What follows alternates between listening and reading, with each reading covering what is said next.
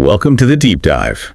Today we're plunging into the opening weeks of the First World War, specifically the Eastern Front, August 1914. It's a theater that often gets overlooked, especially in those early days. Right. When you think of WWI's start, you probably picture trenches in France. But at the same time, a battle was unfolding in East Prussia that was just incredibly decisive. We're talking about the Battle of Tannenberg. And it set the tone for the entire war in the East. It really did. So our mission today is to get past that textbook summary. We want to understand how a battle that lasted only 4 days led to the near total annihilation of an entire Russian army. It wasn't just a defeat. No, not at all. This wasn't just about troop numbers. This was a complete strategic collapse, and it was driven by some staggering logistical failures and, a communication disaster that is almost hard to believe. It's a masterclass in what not to do with operational security, and you have to look at the German context here. They're fighting a two-front war. A nightmare scenario. Exactly. So securing East Prussia and just wiping an entire Russian army, Samsonov's Second Army, off the board so early, that was a monumental boost to German morale. It gave them breathing room. Okay, so to get the scale of this collapse, we have to start with the Russians. Why did they rush in like that? We're talking to the Second Army, something like 190,000 men under General Alexander Samsonov. The clock was just ticking so loudly in the West. The Schlieffen Plan was rolling. The Germans were hammering through Belgium, heading for Paris. So it was all about their allies. Purely. The primary objective, it was political. They had to invade and invade fast to relieve that pressure on France. It was a strategic imperative that really it outweighed tactical readiness. And the plan itself, on paper, it looked like classic military doctrine, right? A pincer movement. A huge one. You had Samsonov's Second Army coming up from the south, and then the First Army under General Rennenkampf coming from the east. The idea being to trap the smaller German Eighth Army right between them. Exactly. Simple geometry. But, theory is one thing. The vast, swampy terrain of East Prussia is another. And this is where the important question comes up. Right. At what point does geography just make your strategy impossible? The distances were huge, the roads were poor, and the Russian logistics, well, they just weren't ready for campaign at this speed. It sounds like the two arms of the pincer were too far apart to ever actually connect. We hear logistical failures a lot, but what does that actually mean here? What specifically crippled them? It was everything, really. First, the rail network. The Germans had very strategically destroyed it as they retreated, so the Russians couldn't just shuttle supplies forward. So they were on foot. They were on foot, and they were moving so fast, they literally outran their own supply wagons. We have reports that soldiers were just living off whatever they could forage or, take from local farms. And it wasn't just the men, was it? We're in 1914. We forget about the animals. Tens of thousands of horses pulling artillery, ambulances, supply wagons. When the supply lines break, there's no forage. The horses started dying from starvation. So your mobility is gone. Your heavy artillery is now stuck in the mud. Your whole combat advantage just evaporates. The Second Army was becoming, in effect, immobile and exposed right as the battle was about to begin. So you have this huge, politically motivated army rushing forward, but they're starving, they're low on ammo, and they can't talk to each other because the landlines are cut. And that lack of communication between the two armies, Samsonov's and Rennenkampf's, that was the fatal flaw. Samsonov was pushing deep, thinking Rennenkampf had the Germans pinned down up north. But he couldn't be sure. He had no idea. No reliable way to confirm anything in real time. Okay, let's pivot to the Germans, the Eighth Army. They start out in a pretty desperate spot, outnumbered maybe 150,000 men against nearly 400,000. And they'd just gotten a new command team, two names that would become legendary in Germany, Paul von Hindenburg and Erich Ludendorff. So how quickly did this new team figure out the Russian vulnerability, the communication and supply issues we've been talking about? Almost instantly. And it wasn't just good guesswork. Their entire strategy was transformed by the intelligence they started getting. And this is where the story gets really interesting. It's not just about moving troops around. This becomes about information warfare. It does, because the Russians basically handed them their entire battle plan. You're talking about the radio intercepts. Yes. Yeah. It's just fascinating. The Germans discovered the Russians were broadcasting their movements, their intentions, everything over the radio. Unencrypted. Completely in the clear. And it wasn't a one-off mistake. It was happening constantly. But why? Surely they understood ciphers in 1914. They did, but they had a few problems. First, they just didn't have enough field encryption equipment. They were supposed to be using telegraph lines. Which the Germans had cut. Exactly. So when the landlines went down, the commanders just defaulted to clear text radio. They prioritized speed over security. Some even thought the Germans wouldn't have the tech to listen in on such a scale. A fatal mix of, unpreparedness and arrogance. I think that's a fair way to put it. So you've got German signals officers just sitting there, probably can't believe their luck, reading the Russian army's daily schedule. That's essentially what was happening. Yeah. They knew where Samsonov was going, and crucially, they knew where Rennenkampf wasn't going. And that was the aha moment. That was it. It allowed Hindenburg and Ludendorff to make this incredibly audacious gamble. They realized they could pull troops away from Rennenkampf's front in the north. Which is so risky. Hugely risky, against all military doctrine. But they did it. They decided to concentrate everything they had against the isolated, exposed army of Samsonov in the south. And this is where the German infrastructure comes in. You mentioned the railways earlier. Yes, and the German rail system was a weapon in itself. It was standardized, militarized, and planned for this exact purpose: rapid mobilization. They could move whole armies like chess pieces. The speed was unbelievable. You have to look at commanders like Hermann von Francois. His corps was moved by train something like 100 miles in just 2 days. Wow. They went from facing Rennenkampf in the north to slamming into Samsonov's left flank in the south. So while the Russians were relying on exhausted men and dying horses, the Germans were using railways to deliver overwhelming force exactly where it was needed. So by August 26th, the trap is set. Samsonov is deep in enemy territory. His army is exhausted, and the Germans have used this intelligence coup to surround him. And he doesn't even know it yet. I just can't imagine what those 4 days were like on the ground for the Russian soldiers as the trap started to close. August 26th to the 30th. It was pure misery and confusion. The fighting was in the sweltering late summer heat. For the Germans, it was a coordinated attack with superior artillery. For the Russians, it was just chaos. Cut off completely. Completely. Regiments couldn't talk to headquarters. Commanders had no idea where their own flanks were, let alone where the next German attack would come from. The Germans just kept hitting them with these precise flanking moves, cutting off any path of retreat. It sounds less like a battle and more like a hunt. That's a good way to describe it. By the third day, large parts of the Russian army weren't even fighting anymore. They were just lost in the forests, trying to find food as the encirclement got tighter and tighter. And by August 30th, it's all over. The ring is closed. The collapse is total. And what makes Tannenberg so distinct is that ratio of killed versus captured. The number of prisoners tells you this wasn't an army that was defeated in battle. It was an army that simply ceased to function. It was surrounded, and then it disintegrated. Which leads us to the commander, Alexander Samsonov. A tragic end. It really is. Facing the loss of his entire army, 190,000 men, he rode off into a forest after the last counterattacks failed.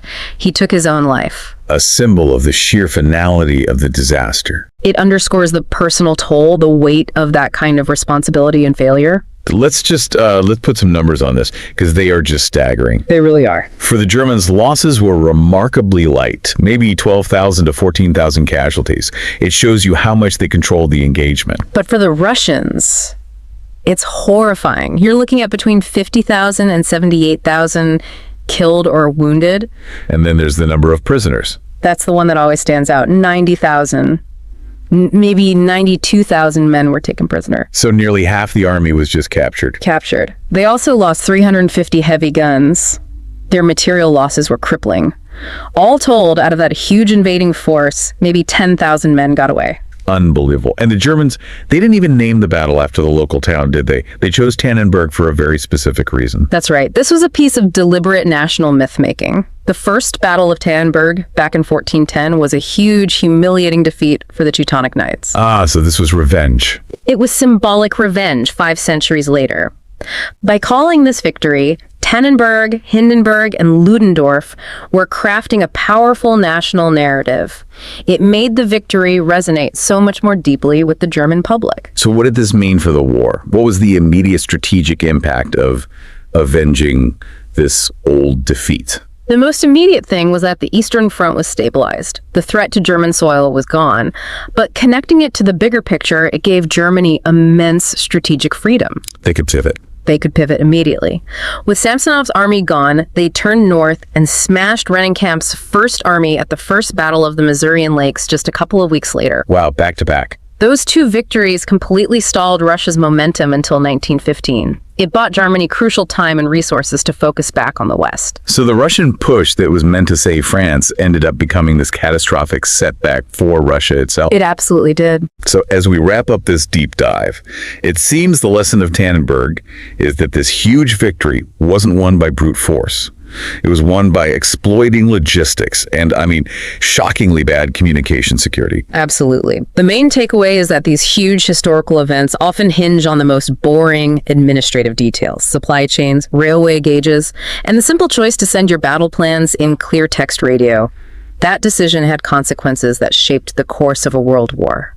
A profound reminder that history is so often decided not by bravery, but by who has the better logistics and a working code book. Indeed. And it makes you wonder, about the what ifs. If the Russians had actually coordinated, if Rennenkampf had moved south to support Samsonov, or even if they had just encrypted those messages, could the invasion have worked? Could they have crippled Germany on the Eastern Front right at the start? That shift in momentum might have changed the entire first year of the war. A fascinating thought. And that's the thought we'll leave you with. How different would World War I have been if someone had just handed Samsonov's radio operators a functional code book?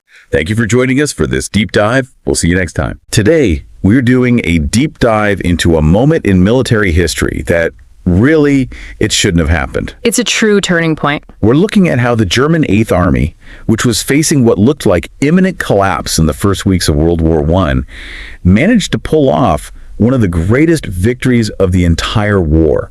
We're talking about the Battle of Tannenberg. August 1914. An absolute masterclass in crisis management. It really is.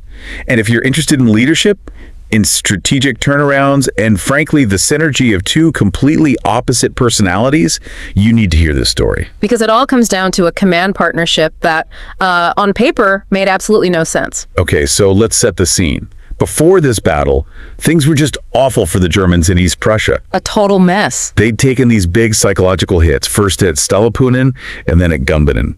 Now, these weren't, crushing defeats tactically. But they were shocking. It's the first time the Kaiser's army was being pushed back on its own soil. By two massive Russian armies, no less. And the commander at the time, a man named Max von Prittwitz, he just panicked. Completely lost his nerve. He was on the phone suggesting they abandon all of East Prussia. Just give it up. That kind of fear, it spreads fast. Oh, absolutely. The German high command heard this and, the panic was immediate. Prittwitz was fired. Instantly. So on August 23rd, 1914, they bring in two men to fix this catastrophic mess. Field Marshal Paul von Hindenburg and his new chief of staff, Erich Ludendorff. And this wasn't just a simple replacement, it was a statement. Okay, let's unpack this partnership because they were so different. First, you have Hindenburg. A retired general. He's this massive, almost monumental figure. He was recalled mostly for his symbolic value. He looked the part. The calm, traditional, stoic German leader everyone could trust. Exactly. Hindenburg was the psychological anchor. He's there to reassure the troops, to reassure Berlin. But Ludendorff... He was the real engine, wasn't he? He was the engine. Younger, incredibly driven, a brilliant staff officer who just made a name for himself at the assault on Liège.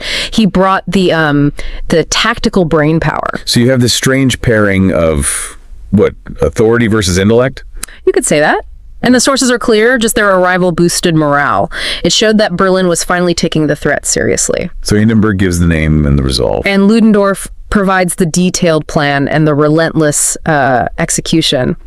But here's the crucial part of this deep dive. What's that? They arrived to find a plan was already in motion. Right. This is where history gets complicated. We didn't just dream this up on the train ride over. We have to talk about Max Hoffmann. We do. Max Hoffmann. He was the staff officer on the ground who saw the reality of the situation. He saw the weakness in the Russian advance. And he already had a plan cooking. An incredibly risky one. That's the key. When Hindenburg and Ludendorff step off the train, Hoffmann's plan is already rolling. So what was this core maneuver? Because it sounds so simple, but it's a huge gamble. The gamble was based on two things. First, the German rail network in East Prussia was excellent. Second, the Russian armies were slow and their communication was, terrible. So Hoffmann's idea was? Use the railways. shift almost the entire German army south as fast as possible and throw everything they had at the Russian Second Army, the one led by General Samsonov. Leaving what, just a skeleton crew to face the other army in the north? Exactly. A thin screening force facing the Russian First Army under General Rennenkampf. He was counting on Rennenkampf being slow and cautious. Wow. So if Rennenkampf had just pushed forward quickly, the whole German flank would have been exposed, the whole army could have been destroyed. It was a massive, calculated risk. So Hindenburg and Ludendorff arrive, and their first move is critical, isn't it? It really cements their leadership. It does. They don't just sit in headquarters looking at maps. They go right to the front. They want to see it for themselves. They needed to confirm Hoffmann's redeployment. This huge movement of men by train was actually happening on schedule. They took immediate, hands-on ownership of the plan. Okay, so let's get to the battle itself. This is where that partnership synergy really becomes clear. If Ludendorff is the operational genius, why was Hindenburg even there? Was he just a figurehead? That's the million-dollar question, isn't it? And if you look at the execution, Ludendorff was, without a doubt, the engine room. He's handling all the details, coordinating with corps commanders. Especially that guy, Hermann von Francois, who was known for being aggressive. Very aggressive. But Ludendorff also had this almost unfair advantage. Being intercepted messages? The Germans were listening to almost all of the Russian radio communications. Because the Russians weren't encrypting them? They weren't encrypting them. So Ludendorff knew exactly where Samsonov's forces were, how slowly they were moving. He could act with a certainty the Russians just didn't have. So he basically knew the enemy's plan better than they did. That's an operational dream. It is. But even with that knowledge, the plan was still terrifying because of that exposed northern flank. That ghost of Rennenkampf's army just hanging up there. Precisely. And that brings us to the critical moment, the tension point of the whole battle. As the encirclement of Samsonov's army starts to close, it feels like it's going too slowly. And this is where Ludendorff, the intense, detail-oriented planner, he starts to get nervous, right? He starts to crack. Despite the intercepts, just the possibility that Rennenkampf might wake up and swing down on their flank, it terrified him. He thought the risk was too great. He actually wanted to pull back. He suggested pulling some forces back north to be safe, to hedge the bet. So the operational genius with all the data is starting to panic. What does Hindenburg do? This is Hindenburg's moment.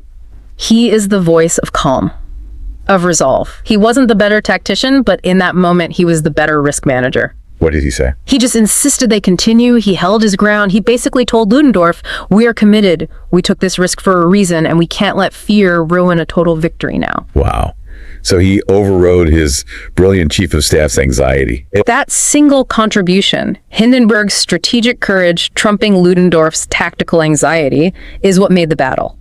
It turned a good plan into a legendary encirclement. It proves that sometimes you just need someone with the nerve to see it through. The nerve of the commander. It's everything. It's the perfect example of complementary leadership. Ludendorff used his skill to get them to the brink of success. And Hindenburg provided the psychological spine to push them over the top. If they had hesitated, Samsonov would have escaped. So let's talk about the staggering outcome. By August 30th, just a week after they arrived, it's all over. And the victory is total. The name Tannenberg was chosen for symbolic reasons to avenge an old medieval defeat. But the numbers are just devastating. So the Russians, yes. The Germans captured 92,000 prisoners. They destroyed entire army corps. General Samsonov, completely distraught, he walked into the woods and took his own life. It was annihilation. What did that mean strategically? Did it secure East Prussia for the rest of the war? For 1914, yes. It completely secured the province. And because they destroyed the Second Army, they could then use those same railways to pivot the same troops north. And go after Rennenkampf. And smash his First Army at the First Battle of the Masurian Lakes right after. Tannenberg was the foundation for securing the whole front that year. But the legacy is even bigger than the battle itself. Oh, much bigger. This victory cemented their reputations. Hindenburg becomes, overnight, a national hero, a living legend. The savior of Prussia. And Ludendorff. Despite his moment of panic, he gains this immense prestige. He's now seen as the ultimate operational mind in the German army. And that single success set the stage for them to eventually take over the entire German war effort, politically and militarily. They become the de facto dictators of Germany, and it all starts here, at Tannenberg. So what does this all mean for you listening to this? I think it shows that success in a crisis it's never just about one thing. It's a synthesis. At Tannenberg, you had this brilliant inherited plan from Hoffmann. Right. Then you had the detailed, relentless execution from Ludendorff. And then, at the critical moment, you had the unwavering resolve from Hindenburg. You take any one of those three pieces away, and the victory just doesn't happen. Tannenberg was a triumph of that command synergy. It proves that sometimes the secret ingredient isn't one single genius. It's a partnership where each person's strength covers the other's weakness. Ludendorff had the brains, Hindenburg had the spine. Exactly. And this leaves us with a really important question for you to think about. When we look at these huge historical figures, these great generals, how often are we overlooking the staff officers, the minds, like Max Hoffmann, People who actually drew up the plans. whose brilliant strategies were executed by and then credited to the famous charismatic figure at the top? It really makes you rethink how history assigns credit. It's a great point. Think about that dynamic. The architect of the plan versus the person with the nerve to see it through. Thanks for joining us for this deep dive into a single battle that truly shaped the course of the First World War. Welcome back to the deep dive. You hand us a stack of sources, and we cut through the noise to get to what really matters, those critical insights, the surprising details you need to be, truly well informed. Today, we are stepping right into the furnace. It's August 1914, the very beginning of World War I on the Eastern Front. But we're not just doing a typical military history. No troop numbers, no artillery specs. We're diving deep into how a stunningly simple logistical failure in communications decided one of the most crucial battles of the entire war, Tannenberg. So our mission is crystal clear. We're going to unpack the sources that show exactly how the German command Hindenburg and Ludendorff turned a desperate defense against two much larger Russian armies into this masterpiece of encirclement and their secret weapon, unencrypted radio messages. This deep dive will show you exactly how signal intelligence, or SIGINT, was born on the battlefield. It proves that sometimes just listening is way more powerful than shooting. And to really get the scale of this, you first have to understand the existential threat Germany was facing. I mean, at the start of the war, Germany gambled everything on defeating France, and fast, in the West. That left East Prussia, the area bordering Russia, dangerously exposed. Right. The German Eighth Army was just vastly outnumbered. They had two enormous Russian armies bearing down on them at the same time. General Samsonov's Second Army from the south and General Rennenkampf's First Army from the east. It's the classic military nightmare, right? Yeah. You're the nut in the nutcracker. Exactly. The sources, they really paint a picture of initial panic in the German high command. They were scrambling, retreating, basically just trying not to get completely enveloped. That was the strategic outlook. Yeah. Total vulnerability. But then as they started to engage, they realized they were getting information that, that no army should ever have. The Russians were broadcasting their operational plans. Openly. Clearly. Right into German listening posts. It's like getting the enemy's playbook delivered on a postcard. Okay, stop there for a second. I want you to just imagine the impact of that. If you're a commander moving hundreds of thousands of men, security is everything. So how on earth does the Russian army in 1914 end up just broadcasting its movements in the clear? Well, it was a cascade of failures. And that's what's so fascinating. It wasn't a high-tech failure. It was a failure of the absolute fundamentals. Logistics and training. Exactly. The primary reason was a severe systemic shortage of code books. The actual, physical documents you need to encrypt and decrypt messages. Russia was this massive empire, and their logistics just couldn't keep up with getting these manuals out to all the new units. So they literally didn't have the tools to speak securely. Not everywhere, and not consistently. And even where they did have the books, you had the second failure, a critical lack of trained personnel. Using codes and ciphers takes time, it takes expertise, especially when you're moving fast. So if you're a commander and you need to get an order out right now, the choice is send a slow, encrypted message that might be too late, or a fast, clear one that gets there instantly, but, risks exposure. They chose speed over security. Yeah. Routinely. It became standard practice. They were sending everything, troop movements, core positions, logistical needs, and unencoded messages. They either thought the urgency outweighed the risk, or they just totally underestimated the Germans. And the Germans were listening, not with some high-tech lab, but just standard listening posts. Correct. The sources are really clear on this. German stations at places like Thorn and Königsberg just became absolute goldmine. They weren't breaking codes. They were just listening to what the enemy was openly saying. Okay, so let's unpack that. Let's get into the actual decision. operations. Hindenburg and Ludendorff are facing this monumental challenge, and the intelligence they start getting, it's not just interesting, it allows them to make this incredibly high-risk strategic shift. Absolutely. Yeah. Without these intercepts, the move they made would have been reckless, pure suicide. They were so outnumbered. If they turn to face Samsonov in the south and Rennenkampf keeps coming from the east, They're trapped. They get crushed. they were destroyed. So the intelligence had to be rock solid. And it wasn't one big dump of info. It came in 3 critical waves that built their confidence. Okay, so take us through that first piece of intelligence, the one that convinced them the gamble was worth taking. The first pivotal message comes in on August 23rd. Fortress Thorn intercepts it, and the content is just monumental. It's confirmation that General Rennenkampf's First Army, the one in the east, the one threatening their flank, had essentially halted. Just stopped moving. That's a huge gift on its own. It's a massive gift. But the intercept gave them more than that. It revealed the intention. The messages showed Rennenkampf wasn't going to pursue them quickly, and he wasn't moving south to help Samsons either. He was apparently bogged down with logistics. That one message basically solves their two-front problem, doesn't it? It does. They go from facing a coordinated pincer to potentially just one isolated army. So what was the immediate reaction? This is where you see true decisiveness, completely fueled by SIGINT. That intercept was the green light. They immediately start stripping forces away from the front, facing Rennenkampf, a huge risk, leaving just a tiny screening force. And they start this massive operation to redirect the bulk of their army south, straight for Samsonov. A total commitment to concentration of force. Exactly.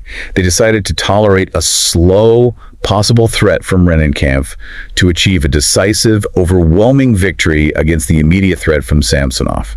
And Samsonov is just marching along completely blind, thinking the Germans are still spread thin. It's incredible. They had the confirmation they needed to go from defense to a total offensive. But the Russians, they just kept broadcasting, didn't they? Making the trap even tighter. They did. The second major intercept comes just a day later, August 24th. And these messages are even more detailed. They outline the First Army's new, precise operational orders. So they confirm the halt. They confirm the halt, and, crucially, they reveal a specific delayed timeline.